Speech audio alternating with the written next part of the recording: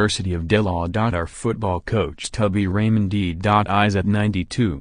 Former University of Delaware football coach Harold R. Tubby Raymond, who guided the Blue Hens to 3 national championships and 300 victories, died Friday, the News Journal has learned. Raymond was 92 and had suffered complications after injuring his leg in a fall several months ago. Raymond served as a head coach from 1966 through 2001 and was enshrined in the College Football Hall of Fame in 2003, following Blue Hen predecessors and fellow inductees Dave Nelson and Bill Murray. Raymond guided Delaware to a 300 and 119-3 record over those 36 seasons, and became the 9th coach in college football history to win 300 career games when Delaware beat Richmond 10-6 on November 10, 2001. At Delaware Stadium. He announced his retirement February 18, 2002. "Nothing lasts forever, and so it is with me," Raymond, then 75, said that day. Raymond, who lived in Landenberg, Pennsylvania, since the 1990s, was often credited with raising tiny Delaware's stature nationally better than anyone, until another first-stater and former UD freshman football player, Joe Biden, became vice president in 2009. In 2012, Raymond was recognized by the Delaware Historical Society as its 6th History Maker Award winner at a Carpenter Center gala, where former UD athletic director Edgar Johnson said Raymond was more legend than coach. "He stands with the immortals," Johnson told the gathering. "If you said Tubby, everybody in the country and football knew who you were talking about. He's had such a huge impact on our small state." Johnson was shaken by the news of Raymond's passing Friday. "It's a sad day," he said. "No matter where you went throughout the country, when you said you were from the University of Delaware, people would say, 'Oh, that's Tubby Raymond's school.' He got more out of his players than other coaches, and he was a good man." One of those players was Johnson's son, Chris, a Salem School graduate who played on Raymond's 1,991-93 teams. "He was the best neighbor you could ask for," said former Delaware Governor Jack Markell, who grew up in Newark's Windy Hills neighborhood near the Raymonds. "Not just because he led us on the field at the Boardwalk Bowl but because he would stop by the house just to make sure us kids were okay. 1 in a million." Markell added that Raymond gave him his first haircuts. A 1999 Sports Illustrated list ranked Raymond 4th among Delaware's all-time greatest sports figures behind McKean High graduate and Dallas Cowboys Hall of Fame defensive lineman Randy White, Negro Leagues star and Baseball Hall of Famer Judy Johnson and Seaford High 3 sports standout and 13-year Major League Baseball player Delino DeShields. "In our eyes, Tubby was always 10 feet tall," former player Joe Persicki said of the 5'7" Raymond, who earned his nickname as a chunky child in Flint, Michigan. "He lost the weight but not the moniker." The late Alabama coach Paul Bear Bryant enjoyed calling Raymond Napoleon from their work together in All-Star games. Raymond came to Delaware in 1954 as Nelson's backfield coach and was his hand-picked successor in 1966. When Nelson feared Raymond would bolt UD for a head coaching job somewhere else. His 1971 and 72 teams were voted small college national champions in wire service polls.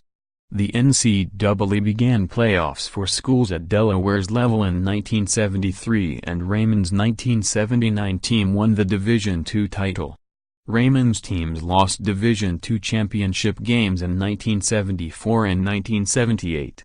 After moving from Division II to IAA in 1980, Delaware reached the national semifinals 4 times, 1982, 1992, 1997 and 2000. The Hens lost their lone IAA title game appearance under Raymond in 1982.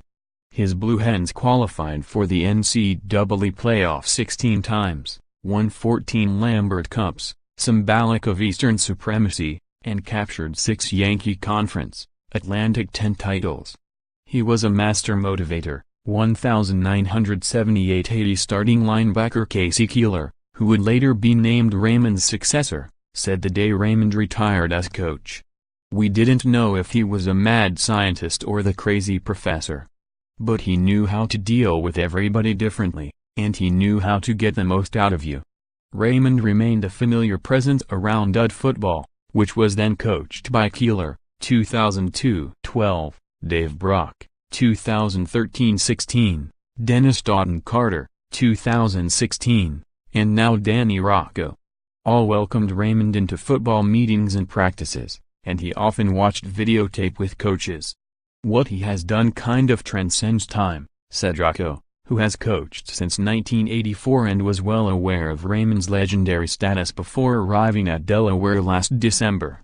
"He has touched so many young people's lives and he's changed the lives of so many of his ex-players. He has been able to shape and mold them into being men of good character who've been able to go out and contribute in our society and men that remain extremely proud of being part of the Delaware Blue Hen family." Rocco added that Raymond's influence always has been and always will remain an important part of UD football. The playing surface at Delaware Stadium has been called Tubby Raymond Field since his retirement. "To this day I recognize him as being a very caring and giving human being," Rocco said. "That's what kind of caught me off guard when I first got here and met him. He was a lot more interested in meeting me. It'll hurt a lot, but I think it'll even continue to help us appreciate what we had." Raymond also did some radio work following retirement and attended weekly UD football press conferences, even challenging Keeler, at times, over his fondness for bringing in so many transfer players. He also took part in the annual alumni spring golf outing, enjoying the reunion with former players.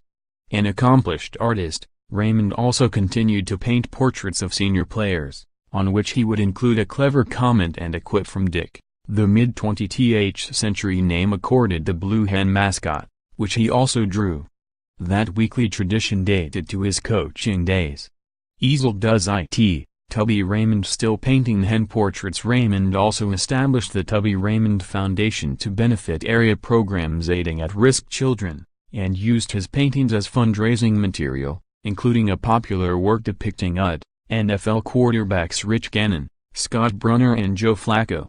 As a coach, Raymond frequently said his greatest pleasure came from seeing the value players drew from the shared bond of teamwork and accomplishment and how their academic experience enriched their lives well after they left Delaware. "I'm overwhelmed by this experience," Raymond said the day of his College Football Hall of Fame induction in South Bend, Indiana. "It's impossible for me to explain it, how it happened. I never had a job. I coached football. It was all wonderful. I loved all the people there, at Delaware." Raymond attended the University of Michigan, where he was a catcher who captained the baseball team but a rarely used quarterback and linebacker on the football squad. He played 2 years of minor league baseball before fellow Michigan graduate Harold Westerman, who had just replaced Nelson as head coach at Maine when Nelson left for Delaware, summoned Raymond in 1951 to join his Black Bears coaching staff. Raymond also coached the Maine baseball team. In 1954, Nelson, also a Michigan man, lured Raymond to Delaware and installed him as backfield coach on the football staff and baseball coach. Delaware's 1963 team won the national title. Raymond also guided UD baseball teams to a 164-72-3 baseball mark from 1956-64. In football, Raymond teamed with Nelson to make the Delaware wing tee, invented by Nelson and honed by him and Raymond, into a nationally recognized defensive scheme used by high school, college and even NFL teams. The wing tee was effective by utilizing smaller players in schemes that fooled defenses with motion and misdirection. Before and after he was named head coach, Raymond turned down numerous opportunities for higher-level coaching jobs to stay at Delaware. Raymond married childhood sweetheart Suzanne Hyman in 1951 and they had 3 children, daughter Debbie and sons Chris and David, who punted for his father's 1976 and 77 teams and later became well known as the first Philly Fanatic mascot. Sue Raymond, who lost her hearing because of an illness and became an advocate for the hearing impaired, died of cancer in 1990. In 1993, Raymond married Diana Sterling, who has a daughter Michelle.